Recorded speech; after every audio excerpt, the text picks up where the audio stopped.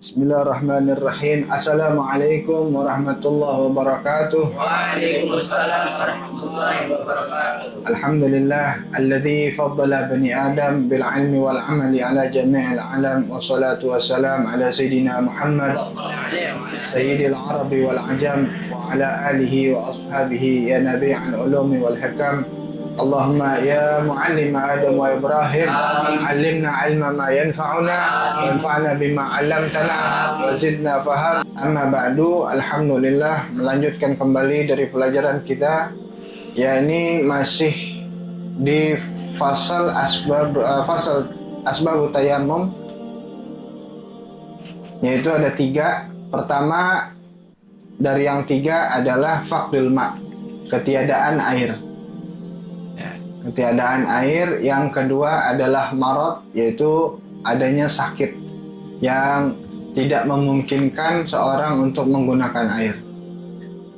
Asalnya kembali kepada al-ajzu, al-ajzu min isti'malihi al-ma', yaitu lemahnya keadaan untuk menggunakan air. Faqdul ma' itu baik secara hissi maupun secara syar'i. Baik ketiadaan airnya dengan sebab zat airnya memang nggak ada, atau secara hukum syariat dia dianggap tidak ada. Kemudian wal marad, bagi orang yang sakit, airnya mungkin ada tapi tidak memungkinkan untuk si orang yang sakit itu menggunakan air karena bisa mengancam bahaya bagi keselamatannya atau kesehatannya dan lainnya. Nah, masuk kita kepada asbab yang ketiga, al-ihtiyaju ilaihi li'atashi hayawanin muhtaramin. Naam, yakni butuh kepada air untuk minum atau untuk menghilangkan dahaga bagi hayawanin muhtaramin. Apa hayawanin muhtaramin? Hayawan di sini bukan seperti di bahasa Indonesia. Ya, bahasa Indonesia dia kan ngambil serapan dari bahasa Arab yang sama, artinya sama tulisannya hayawan, hewan sama. Hanya hayawan yang dimaksud di sini ada zu hayatin, yaitu setiap makhluk hidup yang bernyawa. Kira-kira gitu gampang. Jadi yang disebut hayawan dalam hal ini bukan hewan. Bukan hewan seperti makna di bahasa Indonesia, tapi hayawan itu adalah makhluk hidup yang bernyawa, termasuk malaikat. Nah, disebutnya hayawan, yaitu makhluk hidup yang punya nyawa, zu hayah. Kemudian apa lagi? Selain malaikat, manusia. Nah, kemudian apa lagi? Di antaranya lagi al-bahaim. Apa bahaim? Binatang. Jadi hayawan sini jangan kita maknakan seperti hewan saja, enggak. Pokoknya yang disebut makhluk hidup yang bernyawa. Jadi manusia hayawan juga, hayawan. Hayawanun natiq. Muhtaramin, yang hayawan itu ya, dia diharamkan. Diharamkan dari apa? Dilihat syara'nya. Al-muhtaramu huwallazi yahrumu qatluh. Yaitu diharamkan dari membunuhnya. Nah, disebut muhtaram karena diharamkan.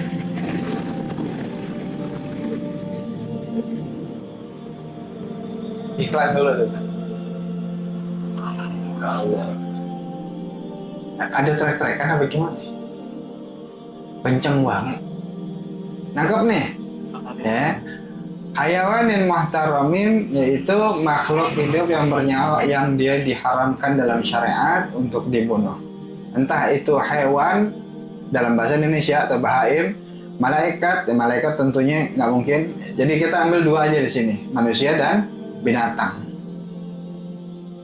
Maknanya, an-nasalisa min asbabit tayammum al-ihtiyaju ilal ma'i li'atashi hayawanin yahrumu qatluhu bi an yakhafa alaihi minal atashi maradan aw ghairahu mimma sabaq.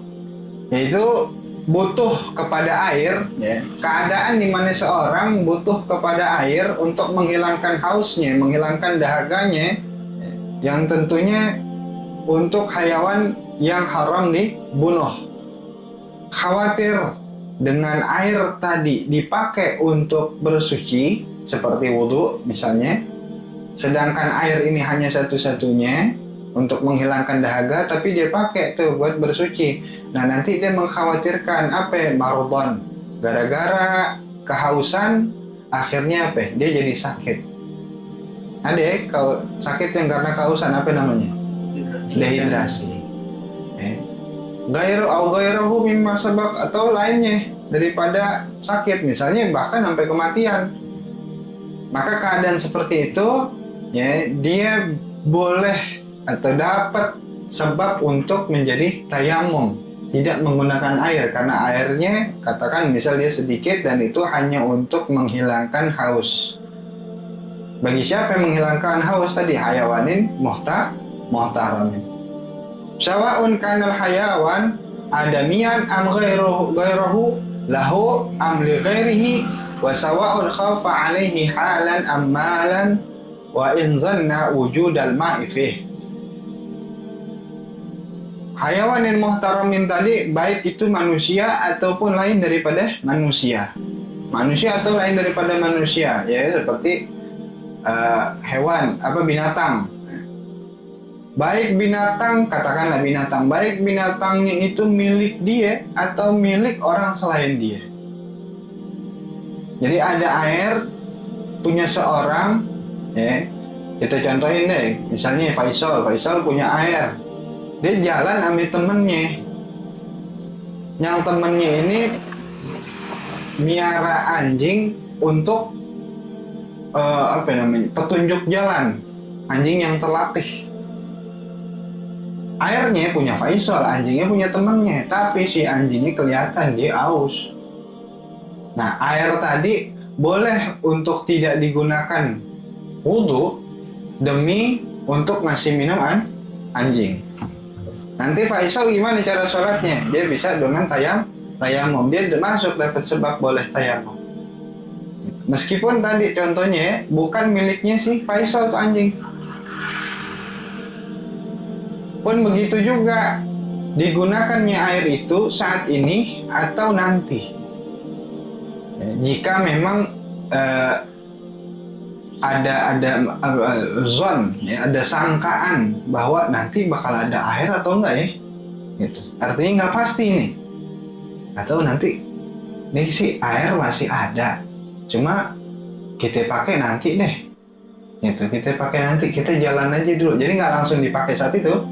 Nah, kita jalan aja dulu. Nah, nanti itu yang di ujung jalan misalnya berapa meter lagi itu masih ada zon kemungkinan, berarti nggak pasti ntar ada air atau enggak, kayaknya ada kali di situ tuh. Nah, kita bawa aja dulu deh buat nanti deh, nih air jangan dipakai dulu. Nah, itu boleh dia pakai untuk tayamum. Keadaan seperti itu, paham nggak? Buat airnya nih. Nah, lanjutannya. Wa mislul ihtiyaji lil ma'i li'atashi madzkir, dan seumpama butuh air tadi, ya dibutuhkan airnya tadi untuk menghilangkan dahaga seperti yang disebutkan sebelumnya, juga yang selainnya. Contohnya al-ihtiyaju li bai'i. Misalnya ini air butuh untuk dijual. Ada air tapi dia emang penjual air, kan ada orang penjual air. Ada nggak? Ada, warung juga jual air. Oh, ada nih air, tapi ini air untuk dijual, bukan buat dipakai begitu aja. Kagak nih jualan air ini. Berarti kan jatuhnya kagak ada air tuh dia. Ada, memang ada, tapi hanya untuk dijual satu-satunya tuh air buat dijual. Lihat ta'mihi, atau untuk makannya atau untuk diminumnya, atau air itu digunakan untuk barter buat dia beli makanan. Kan kalau dalam keadaan aus yang amat sangat, air itu sangat berharga. Aneh pernah dengar kalau nggak salah Ipan yang cerita nih, itu air di orang naik gunung bisa tukar sama rokok, ya. Abang Samsu 2 batang 1 botol, bener Pak ya? Lebih tuh. Emang ya nggak usah ditiru. Oh, nanti lagi di sini.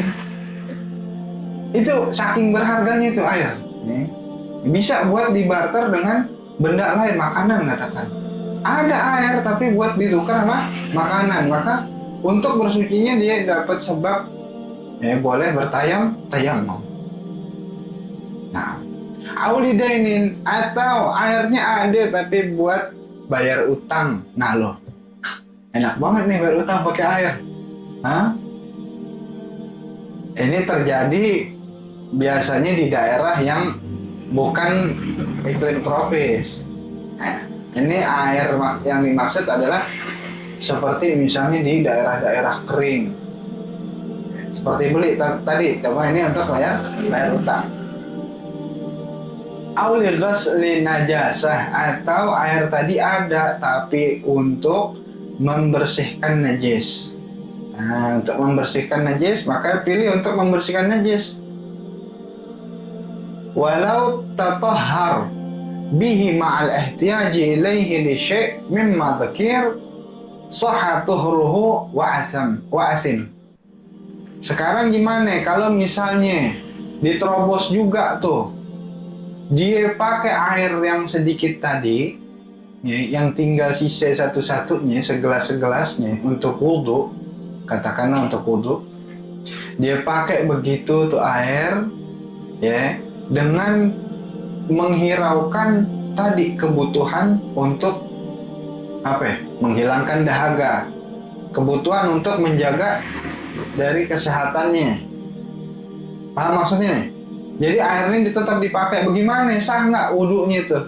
Wudhunya tetap sah. Wa asim, tapi jatuhnya dia berdosa. Hati air itu buat anjing. Nah, hati air itu buat anjing. Dia terusin. Buat saya wudhu aja deh. Nah, ntar dulu. Dia sah wudhunya memang, tapi bisa jadi berdosa jatuhnya. Karena tadi disinggung al-muhtaram, yaitu hayawanin muhtaramin, ada makhluk hidup yang disebut muhtaram, ada juga yang ghairul muhtaram, yang jatuhnya dia nggak dapat. Ini dalam syariat, dan ini ngomonginnya kita sebagai ajaran Rasulullah SAW. Yang masuknya dia nggak muhtaram, artinya nggak dapat sebutan haram atas darahnya. Nggak haram buat dibunuh, nggak haram buat dibunuh. Serem. Kok bisa begitu? Kok kejam banget ya? Namanya aturan, nggak usah di syariat. Kita ngomong secara umum aja. Perusahaan punya aturan nggak? Punya. Di setiap aturan ada tingkatan dari aturan itu. Makanya ada terjadi yang namanya SP1, SP2, SP apa lagi? 3 ada lagi nggak di atasnya? Nggak ada. Itu 3 udah terakhir. Berarti kan setiap aturan ada konsekuensinya kalau dia dilanggar. Nah, dilanggarnya itu dia punya tingkatan. Paling tingginya adalah apa? Out. Keluar sudah. Atau di dalam kenegaraan. Pengkhianat di dalam kenegaraan misalnya, dia membocorkan rahasia negara, hukumnya gimana itu? Dibunuh nggak? Dibunuh boleh, karena membocorkan rahasia negara terang-terangan, rahasia negara dijual. Nih saya tahu urusan negara dari A sampai Z. Aman nggak tuh kira-kira tuh orang model begitu? Nggak bakal aman deh. Dibunuh pasti. Itu kan namanya apa? Konsekuensi itu ada aturan. Nah, begitu juga dalam syariat. Jadi ini bukan ngomong kejam, tapi memang ada aturan. Nah, kalau tadi ada yang muhtaram, sekarang ada yang ghairul muhtaram, yaitu yang halal darahnya untuk dibunuh. Nah, dia walaupun butuh kepada air, kasusnya beda dengan yang muhtaram. Apa? Yaitu ada 6. Pertama, tarikus salah, yaitu orang yang meninggalkan salat. Yang kedua, azanil muhsan, orang zina yang telah menikah. Yang ketiga, al-murtad. Yang keempat, al-kafirul harbi, kafir yang diperangin, yang memerangin kita. Yang kelima, al-kalbul akur, anjing gile, anjing rabies. Nah, Yang keenam al-khinzir, yaitu apa ya khinzir? B2 atau babi. 6 ini disebut dalam syariat ghairul muhtaram. Dia boleh-boleh aja di ada air ente ketemu sama ghairul muhtaram, dia kehausan, milih buat ente pakai wudu, udah pakai wudu nggak apa-apa, karena ini ghairul muhtaram. Pertama tadi apa? Tarikos salah. Ya tarikos salah ba'da amril imam. Apakah tarikos salahnya bagaimana nih? Orang yang ninggalin sholatnya bagaimana nih? Apakah semua yang meninggalkan sholat sebutannya? Enggak, dalam aturan fikih juga nggak begitu. Ada ketetapannya ba'da amril imam. Kalau ya di dalam satu kehidupan, ya misalnya katakanlah khalifah atau raja di dalam Islam, dia ngomong, si fulan, ente sholat gitu.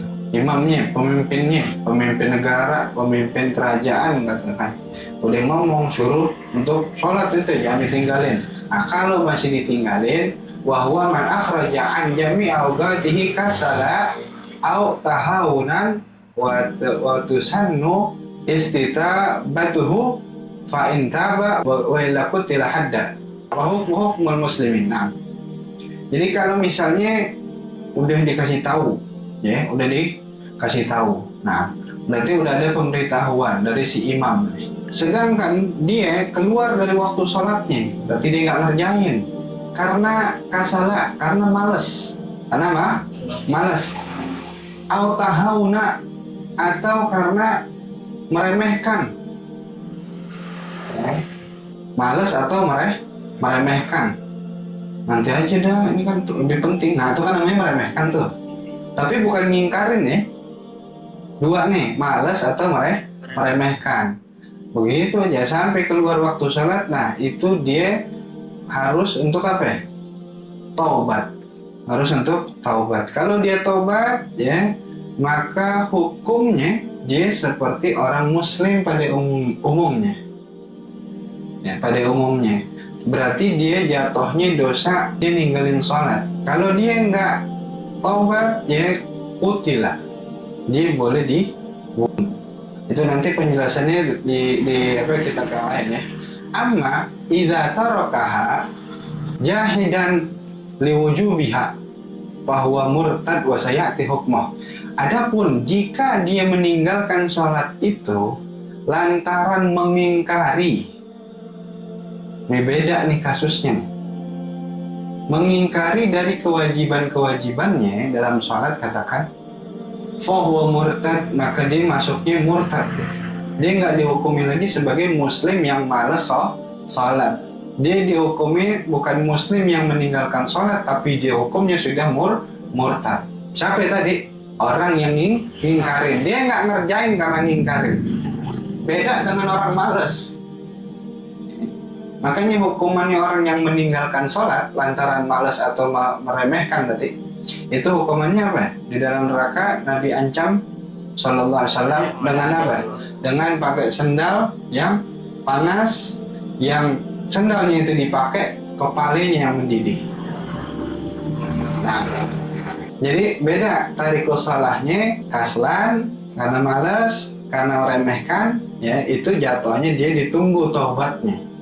Tapi kalau yang sudah mengingkari itu langsung murtad. Waliyauzubillah min dzalik, nasallallahu salamah afiyah. Yang kedua azanil muhsan, yaitu orang zina yang dia sudah menikah. Nah, ada zina yang dia belum pernah menikah, ada zina yang sudah pernah menikah. Nah, zina yang belum pernah menikah dia nggak masuk di sini. Kenapa? Karena bandelnya, karena nakalnya. Dia masih belum tahu dengan apa yang lagi dia bayangin. Boleh jadi karena nonton film porno misalnya, udah dia kebayang, dia nggak tahu. Satu masa kelepasan. Nah itu beda dengan yang muhsan, dengan yang sudah nikah. Dia sudah tahu rasanya, dia tahu isi celana itu aja. Dia tahu isi celana hanya itu saja, sedangkan isi kepala selalu ada saja. Waduh. Dia tahu, tapi apa ya? Yang dia zani jatuh. Huwa siapa ya? Al-baligh al-aqil al-hur. Dia yang sudah balik, sudah berakal dan juga dalam keadaan merdeka. Dia memasukkan hasyafahnya, ini yang disebut zani ya. Dia memasukkan hasyafahnya atau sekadar hasyafah kalau misal hasyafahnya itu nggak ada, sedangkan dia sudah menikah. Itu dia masuknya ghairul muhtaram. Ghairul muhtaram. Wasalis yang ketiga al-murtad. Siapa yang murtad di sini? Nah tadi kan disebut tuh orang yang ninggalin sholat karena mengingkari, dia masuknya hukum murtad, bukan hukum orang muslim yang berdosa. Dia murtad. Perlu untuk mengetahui murtad ini dosa yang besar bagi orang yang beragama. Bagi orang yang beragama. Beda dengan kafir. Kalau kafir belum tentu dia orang yang ada di dalam agama. Ya, misalnya orang belum masuk ke Islam, dia nggak disebut murtad, disebutnya kafir atau non-muslim kalau bahasa kita. Kalau murtad dia sudah Islam,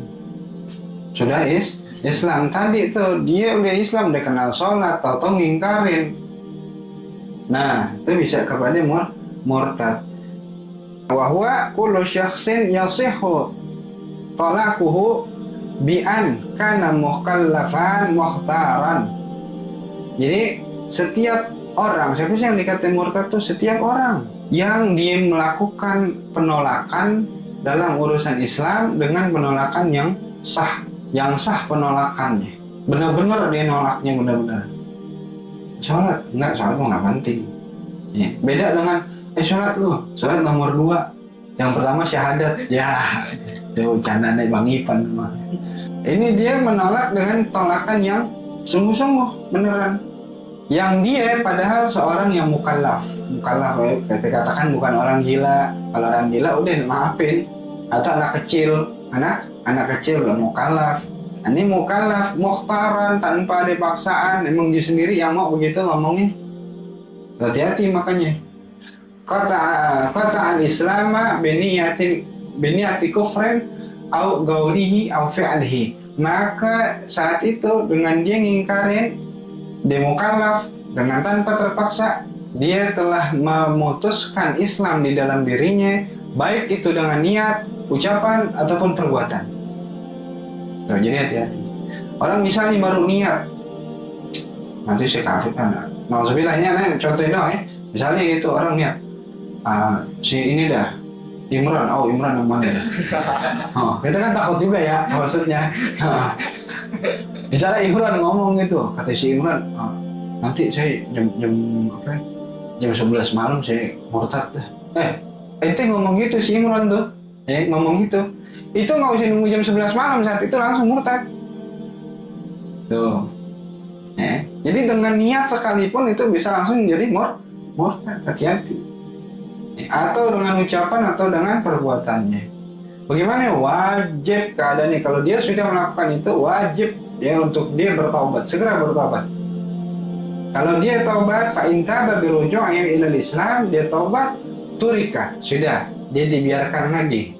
Artinya dia sudah jadi muslim lagi dengan dia membawa dosanya, tapi dia muslim, artinya karena dia telah muslim lagi, dia mendapat katakanlah fasilitas sebagai kaum muslimin. Nanti kalau dia mati dikafanin tetap, mayatnya tetap dimandiin, disolatin. Jangan langsung lempar ke kali. Kalau dia taubat. Wa illa fa hukmu hukmul musyrikin.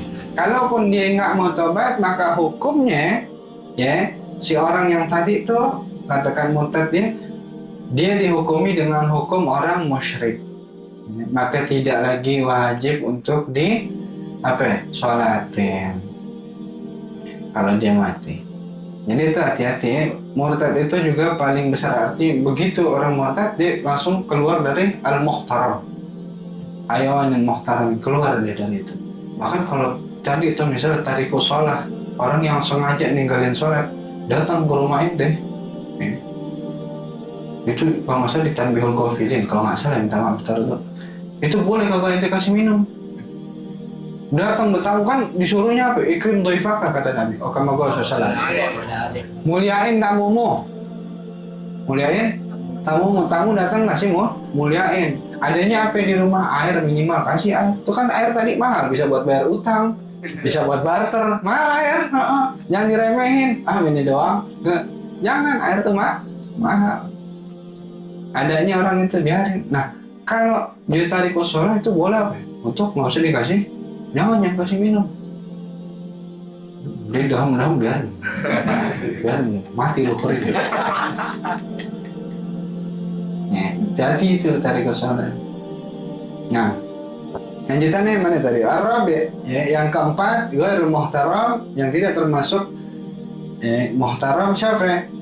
Al-kafirul harbi, yaitu orang kafir yang merangin. Orang kafir yang merangin kita, non muslim yang dia merangin kita. Netanyahu, Zionis Israel, coba-coba datang ke condet, kepisah-pisah badannya, kupingnya di batu ampar, jadi kelingkingnya di celilitan.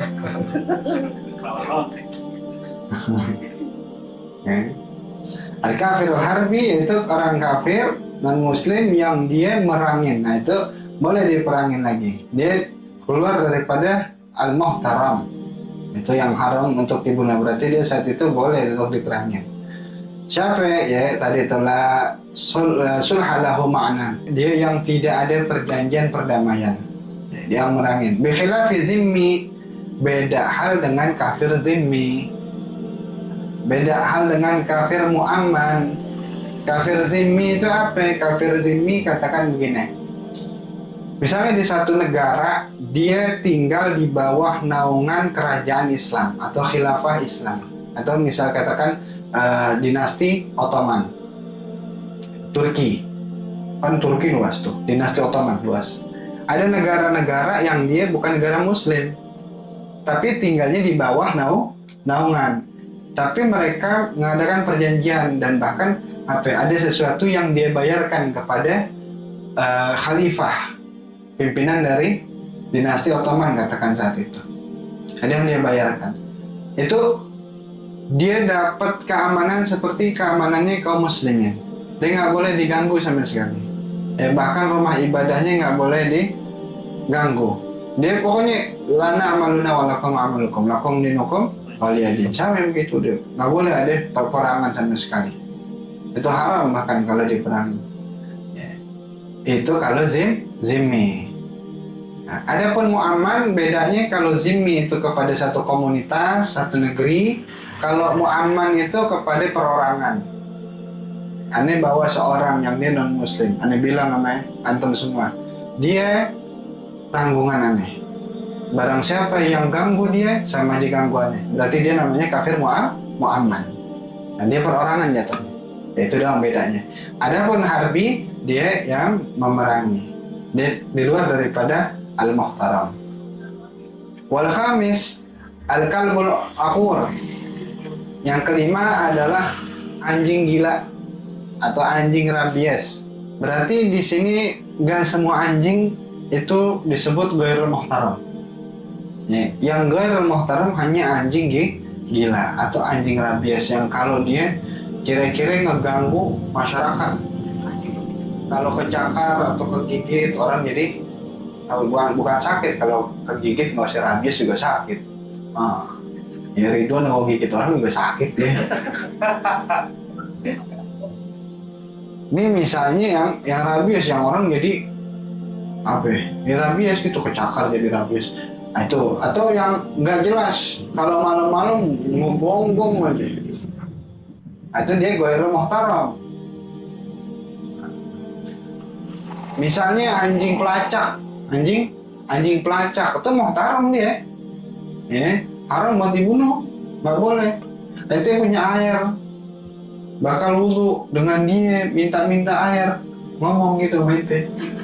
Bagi dong. Itu boleh tuh. Ya ente kasih buat itu anjing, ketimbang ente pakai buat wudu. Kalau memang nggak ada air lagi, ente boleh tayamum saat itu. Jadi bukan semua anjing, tapi anjing yang Apa tadi? Yang rabies atau yang anjing gila sebutannya. Wa in kana fihi naf'un. Sekalipun anjing yang rabies itu punya manfaat, manfaat. Dia ada manfaatnya ditaruh di rumah buat penjagaan, tapi dia rabies. Oh, tapi dia gile anjingnya, maka nanti akan jadi pengganggu baru nih di masyarakat. Bi khilafi ma fihi naf'un wa laysa bi'aqur. Beda hal kalau anjingnya itu bawa manfaat dan dia nggak rabies. Tadi seperti anjing pelacak, itu kan dia pertama bawa manfaat, ya. Anjing yang dipakai buat berburu, nah, buat ngejagain. Anjingnya sound the ship. Iya, buat jagain apa itu? Nah, itu kan bawa manfaat namanya tuh, ya. Yang dia bukan rabies itu beda, itu nggak boleh. Fayahrumu qatluhu, bahkan haram dia main dibunuh.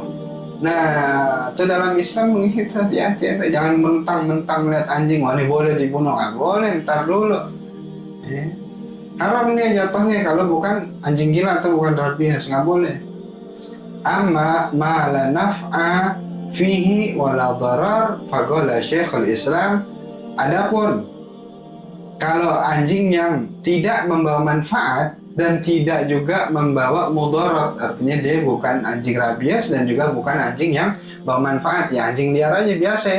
Ya, bagaimana kata Syekhul Islam? Siapa Syekhul Islam di sini? Imam Zakaria Al-Ansari rahimahullah rahmatul abrar wa nafa'ana bihi wa bi ulumi fid dharain min taqabbalallah. Beliau mengatakan innahu ghairu muhtaram fayajuz qatluhu. Kalau anjingnya hanya begitu saja, dia boleh untuk dibunuh karena dia bukan muhtaram masuknya. Wa khalafahu Ibnu Hajar wa Ramli, tapi beda pendapat Imam Ibnu Hajar dan Imam Ramli. Tetap dia jatuhnya kagak boleh main asal dibunuh. Nah ini untuk penjagaan juga, ya. Jangan setiap melihat anjing langsung dibunuh, ya. Sama begitu orang yang benci sama kucing main langsung dibunuh, nggak boleh main begitu. Jadi sebabnya apa dia? Mau dia ganggu kita kan belum tentu. Dia kan bukan nyamuk yang dia bisa ganggu kita. Nah, kali dia lewat dong, kadang aja anjing takut begitu. Bener gak Ji? Tuh udah melet aja dia. Lagi melet. Mingkem orang mah. Kan kelihatan dari ekor mata ya. Oh, kelihatan ngapain sih melet dia. Nah, yang keenam wasadis. Nah, ini yang sadis, yaitu yang nomor 6 ya. Al-khinzir. Nah, yang keenam ghairul muhtaram, yang bukan hewan muhtaram, hewan yang haram untuk dibunuh. Apa yang keenam ini? Yaitu babi. Walau lam yakun akur, sekalipun babi itu bukan babi yang rabies. Nah, babi sehat, katakan babi sehat. Buset, babi sehat. Tetap dia bukan muhtaram karena dari ujung ke ujung dia najis, dia haram. Beda hal dengan anjing. Anjing nanti ada khilafnya dia. Nah, Allahu a'lam bishawab. Maka itu lengkap ya, 3 daripada sebab orang tayamum. Pertama, faqdul ma, ketiadaan air. Yang kedua, al-marad, yaitu adanya sakit yang tidak memungkinkan menggunakan air. Yang ketiga adalah al-ihtiyaj, yaitu butuh ilaihi kepada air, li'atoshi, untuk menghilangkan haus atau dahaga, hayawanin muhtaramin, bagi makhluk hidup, ya, manusia ataupun hewan yang haram untuk dibunuh. Mudah-mudahan sedikitnya bermanfaat. Ya Aliyu ya Kabir, ya Alimu ya Qadir, ya Sami'u ya Basir, ya Latifu ya Khabir, ya Aliyu ya Kabir, ya Alimu ya Qadir, ya Sami'u ya Basir, ya Latifu ya Khabir, ya Aliyu ya Kabir, ya Alimu ya Qadir, ya Sami'u ya Basir, ya Latifu ya Khabir, ya Farijal Ham, ya Kashifal Gham, يا من لعبده يغفر ويرحم يا فارج الهم يا كاشف الغم يا من لعبده يغفر ويرحم يا فارج الهم يا كاشف الغم يا من لعبده يغفر ويرحم نستغفر الله رب البرايا نستغفر الله من الخطايا نستغفر الله رب البرايا نستغفر الله من الخطايا نستغفر الله رب البرايا نستغفر الله من الخطايا نستغفر الله رب البرايا نستغفر الله من الخطايا لا إله إلا الله لا إله إلا الله لا إله إلا الله لا إله إلا الله لا إله إلا الله لا إله إلا الله لا إله إلا الله لا إله إلا الله لا إله إلا الله لا إله إلا الله لا إله إلا الله لا إله إلا الله تائبون إلى الله تائبون إلى الله تائبون إلى الله يا الله بها يا الله بها يا الله بحسن الخاتمة يا الله بها يا الله بها يا الله بحسن الخاتمة يا الله بها يا الله بها يا الله بحسن الخاتمة بسم الله الرحمن الرحيم الحمد لله رب العالمين اللهم صل وسلم وبارك على سيدنا محمد وعلى ال سيدنا محمد اللهم مغفرتك اوسع من ذنوبنا ورحمتك ارجع لنا من اعمالنا واغفر لنا ولوالدينا وشيخنا والعليم في الدين والملائكه علينا وللمسلمين والمسلمات والمؤمنين والمؤمنات والاحياء منهم والاموات انك سميع قريب مجيب الدعوات ربنا تقبل منا انك انت السميع العليم وتب علينا انك انت التواب الرحيم ربنا آتنا في الدنيا حسنة وفي الآخرة حسنة وقنا عذاب النار صلى الله على سيدنا محمد وعلى آله وصحبه وسلم والحمد لله رب العالمين وبسر الفاتحة أعوذ بالله من الشيطان الرجيم بسم الله الرحمن الرحيم